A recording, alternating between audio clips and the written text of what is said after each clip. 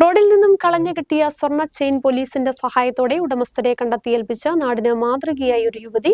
Idukki block panchayat office ജീവനക്കാരിയും Vimalagiri സ്വദേശിയുമായ Anusha എന്ന യുവതിയാണ് നാടിന് മാതൃകയായത്.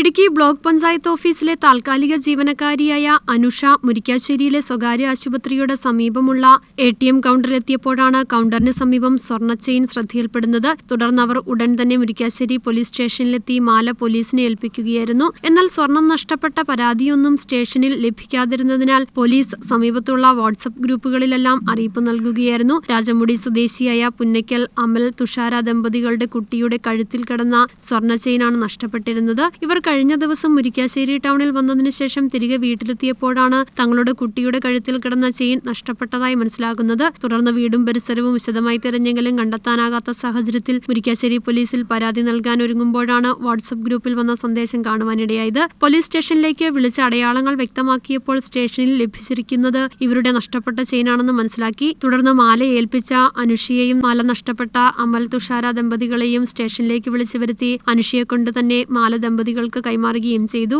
സ്വർണ്ണത്തിനൊക്കെ അമിത വിലയുള്ള വലിയ വിലയുള്ള സമയത്ത് ഒരു കുടുംബത്തിലെ അമലിൻ്റെയും സിതാരയും അല്ലെ തുഷാരയും ഹോസ്പിറ്റലിൽ വന്നാണ് കുഞ്ഞിൻ്റെ കഴുത്തിൽ കിടന്ന നീലമാല യാദൃശ്യം നഷ്ടപ്പെട്ടു പോയി.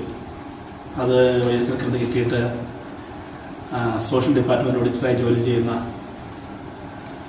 അനുഷ വിമലഗിരി ആവശ്യത്തിന് അനുഷ ആ സ്വർണ്ണമാല കിട്ടിയപ്പോൾ തന്നെ പെട്ടെന്ന് പോലീസിൽ അറിയിക്കുകയും പോലീസിൽ എത്തിക്കുകയും ചെയ്തു. തീർച്ചയായിട്ടും പൊതുസമൂഹത്തിന് പുതിയ തലമുറയ്ക്കുമൊക്കെ മാതൃകയാകുന്ന ഒരു പ്രവർത്തനമാണ്.